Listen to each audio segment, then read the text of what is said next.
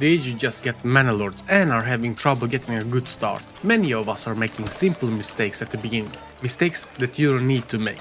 Mistakes that could easily be avoided. And because of that, I'm making this video.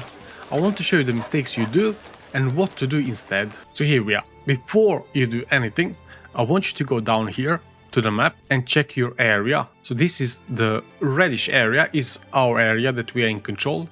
That's where we are gonna build our city. So what do we have here? We have wild animals, we have some iron deposit, we have some clay deposit, berry, and some stones. The crown above some of these is rich deposit. So we have 40 animals max.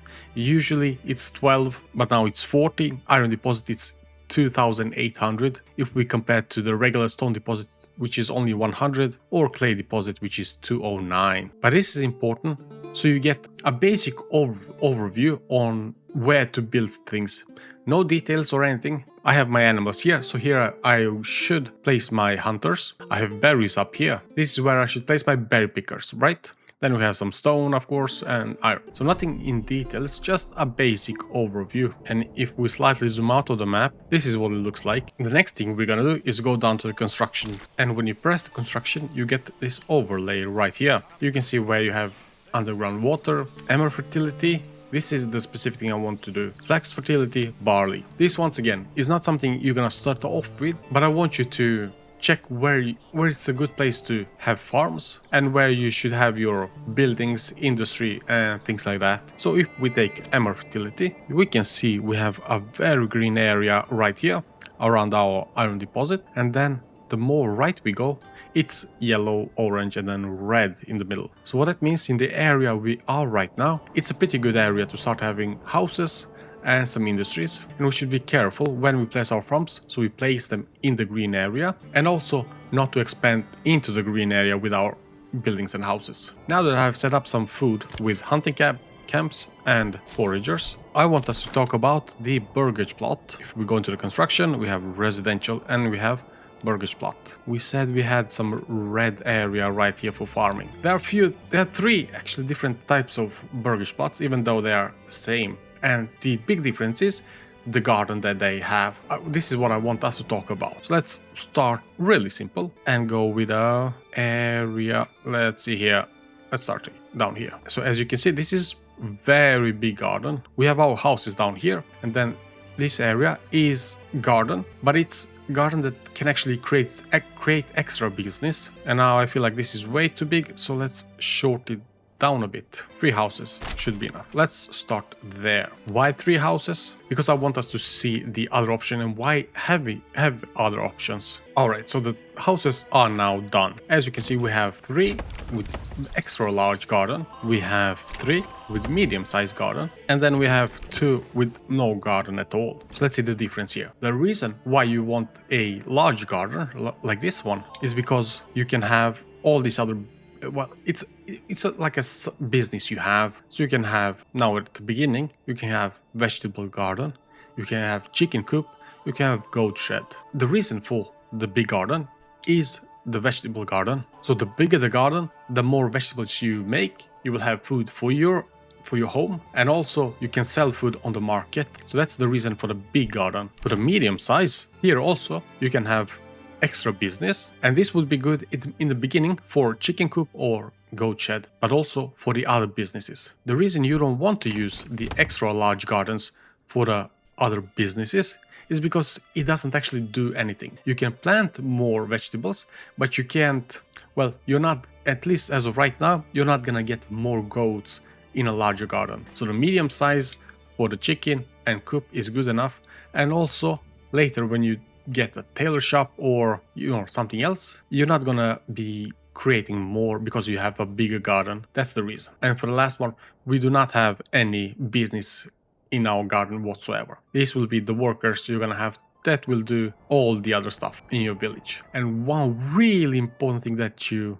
should know about, which I have missed, I did not know about that until recently. If you have any of these other businesses, your family that lives in the house will not be working on this other stuff. So they will be an employee to their own business in their yard. That's a big thing I had no idea about, and that's a big reason why you should have a good amount of small houses without any backyard, so they can just, work in the village at every other job that I have. I'm gonna start off with some vegetables on everything. This will be used a bit later, and these people will just work everywhere. The next tip is remember to use forester. If we zoom out, you can see we do have quite a bit of forest, and you might think this will be enough for a long time. But actually, this will be used fairly quickly, and the reason for that is, well, you're gonna need lots of logs for building the buildings, building the houses, building the storages, markets, all of that.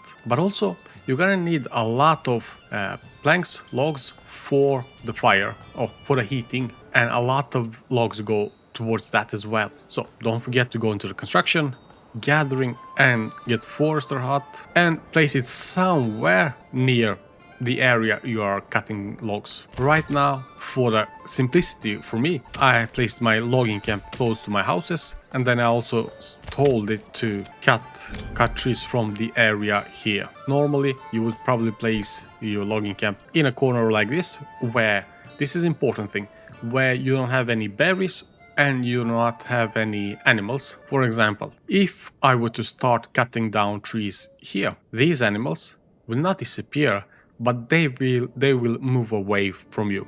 So if we start cutting here, they're gonna go the opposite direction, and they will just keep going further and further away until, well, we lose them. So my big recommendation here is for you to just leave this area alone. And the same thing for berries. If you were to cut down trees in the berry area, you will lose your berries, and that's very unnecessary when you have this large of an area to actually play around with and utilize. The iron deposit will not disappear because you cut down trees, the same with clay or stone deposits. Let's fix a really nice area for all our wooded stuff. We're gonna have logging camps nearby here. I'm gonna place a forester, which is really small building, something like this. We also need a woodcutter lodge. It's right here, so something like this. Let's connect all of these, and let's go down like that. And one really good tip when you're working with forest logs and forester hut is to go into the advanced area, select this unlimited working area and change it to limited work area. You get this circle. If you press Ctrl and scroll wheel up and down, you can change the size, and what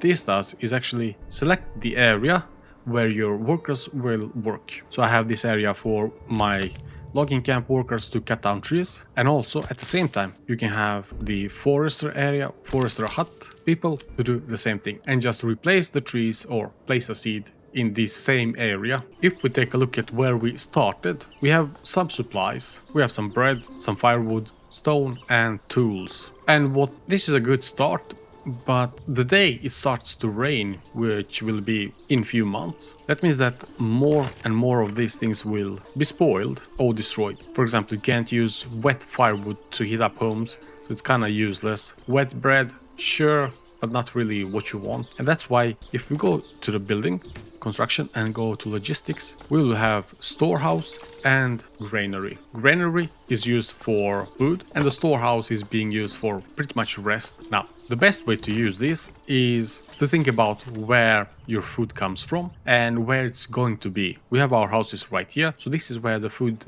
will at the end up. Close to our houses, we will have marketplace, which we will take care of very soon. But for the storage, we have, let's see here, our forager hut right up on the right side. Then we have hunting cabin on the left side. And a good place for a granary would be somewhere in the middle. At least now when we start. Later when you play more or have a bigger city, you will pretty much have to have more granaries so everything moves quickly. So for now, I'm gonna place a granary right here in the middle. I'm also gonna build, let's see here, a road from the hunting cabin right here, a shortcut, and this will be good enough. The reason why you want a granary and not just move stuff from the forager hut down to the marketplace is because a worker in a granary will have a wagon to carry and can carry 10 things at once. A regular forager worker will only carry one thing. So for example, they will only be able to carry one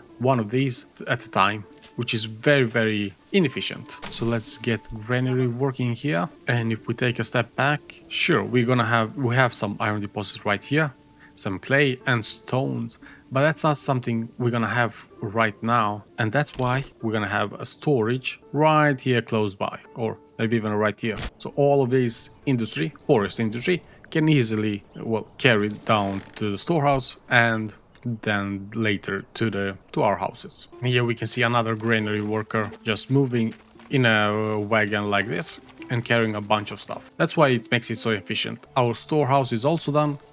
As of right now, we do not have many people, so I'm just gonna let the granary worker move as much as possible, hoping to empty up the forager hut, and then we'll put that worker in the storehouse. After you have done that, you're gonna need a market. A market is a place where all of this stuff, all the food, all the berries, firewood is being collected and distributed to the villagers. So if we go into the residential, we're gonna have marketplace like this. Some people say you don't need a big marketplace, and you don't. If I'm just gonna show you here, and as you can see here in the black box, you can see it says available market stall location 76. 76 is a lot, so you do not need a marketplace this size. But I'm gonna say about 15 to 20 to start off with is a good size. So let's see here. This is 18. So this is a perfect size to start. Why? Well, soon you will build a bunch of stuff around here, and you're not gonna have any more room for the marketplace, and then you have to, it's just a trouble. So build about 20 at the beginning and have it for a long time. One thing I regret not getting sooner when I first played Manor Lords is trading post. So if we go to construction, we're going to trade, and then we have trading post. What trading post does is you trade with other villagers, so or with other areas. And right now it's actually kind of fake. This blue icon right here, this is the, let's see here we have a road. So this is going outside of our area, and well, you trade, simply as that. Nothing too complicated. Let's get it pretty close to our city, but also very close to our ins and outs of trading points. And what the trading post will allow us to do is sell our excess things we have and earn some regional wealth. So right now, regional wealth is only 55 coins, I'm gonna call them. And later what you can do with coins is actually go into the, for example, Burgage plot and get more of these. You will see everything here costs some regional wealth. So the armored shop costs at least, or it costs 10 coins. Our vegetable farm costs 15. Chicken coop is 25, and goat shed is also 25. So you're gonna need some coins to actually expand your village. And the easiest way, and it's actually a lot simpler than you think. I just wait up and make sure this is done, and you will be surprised actually how easy it actually is. And here it is, our beautiful trading post. Just select on it and go into trading, trade tab right here. So here we have a bunch of categories. Let's say construction, you have stone, you have planks, rooftop tile, and blocks. Now, the way it works, so you're going, let's say you want to export or import stone. You can go to the side of the stone, press import, export, and here it says we have our village has 20 or 30, I mean, and this number right here is how much we want to keep. So let's say we can keep 20. The 10 stones will be transferred here, and then they will be exported at 11 coins each, just to make that sure each. Now I want to import or export, so we're gonna remove that. One really simple thing to export is actually firewood. So it's right down here in the crafting materials. We can select export. Right now we have 67. We have to remember we have winter coming up, so we need firewood for that. So let's do something like, let's keep it 50, and they will be sold at export price 1. I forgot one big thing about the trading post. When you choose what to export or import, you need to establish a trade route, and the trade route for this, for the firewood, costs 2 coins. Press that button, establish a trade route. You need some workers to actually transport stuff from your house or from the, what's it called, storehouse, or from the granary down to the trading post.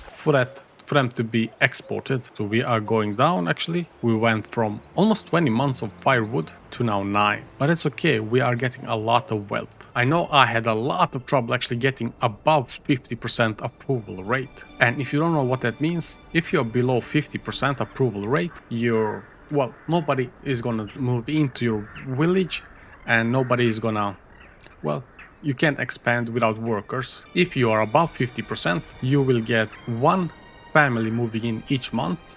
And if you're above 75%, you're gonna have 2 family moving in each month. And that's a max. If you don't have any free houses, nobody's gonna move in. But it's a really good way, it's a really good, simple way, a great way to expand. Now we have 3 unassigned families, 5 workers and total 8 houses, so nobody is gonna move anymore. But how do you get that approval? First, as you can see here, you need food variety.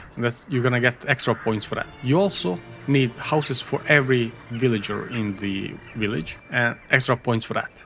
If you're still having trouble, one easy way to expand is actually build a church. We go into the residential and we have wooden church right here. Wooden church is expensive. You need 5 logs, 20 planks and 10 stones, but it's okay, we're gonna build. And you don't need to have a church super close to anything, but let's put it behind the market. But also, as you might have seen, we do not have any planks. So let's get a saw pit right there. The saw pit did all the work. Let's get a church, residential and wooden church. Let's place it somewhere in the middle right here. You don't need to be really close to the villagers, but it's still a good, nice area for a church. Something like that. And when you get the church, you will really quickly see small jumps in your approval rating. And by that time, you should be good. You should be in the blue, you should be in the green very soon. And for the next tip, as you might have seen, we have an ox. And what an ox does is actually goes and works and carries the heaviest stuff. The easiest to see is actually look where your forester is or your logging camp and check the way they carry or who carries the logs. It's always the ox. The same thing when you build a house, the ox will carry from the logging camp to the house it's being built. And the ox can be a big bottleneck simply because you have one and only one works at a time. If you have extra coins, you can go to your trading post and just buy another ox like that. And the ox will show up in about 1 month. Then you will have 2 oxes working at the same time and it's fantastic to have. From what I've seen, a lot of people say you need about 1 ox per 10 houses or 10 villagers. So right now we have 8, but it doesn't really matter because everything will be sped up and it's all good. That's exactly what we need. And by the way, don't forget to upgrade your hitching post, which can only deal with 1 ox, to a small stable, which can handle several ox. So now we have that, and very soon we should get another ox to work, unless we already got it. Probably here you can see livestock. We have 2 oxen, so that's good. We got the second one, exactly what we need. This is probably the biggest mistake I have done while playing Manor Lords, and that is to build way too many houses, getting way too many people, and then not have enough food, not have enough clothes, not have enough firewood for everybody. So slow down.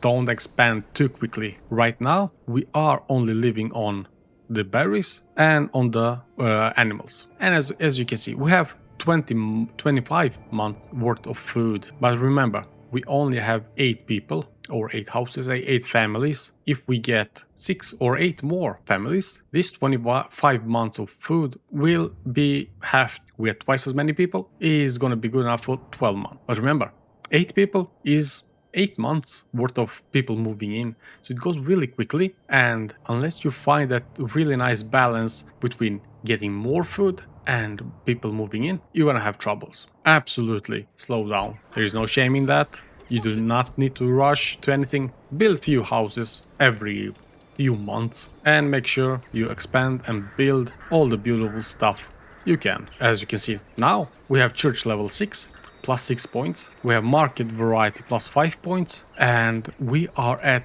73% approval rate. And one last thing, don't forget to check out this video right here. on how you upgrade your Burgage plots to level 2. Take care and see you next time.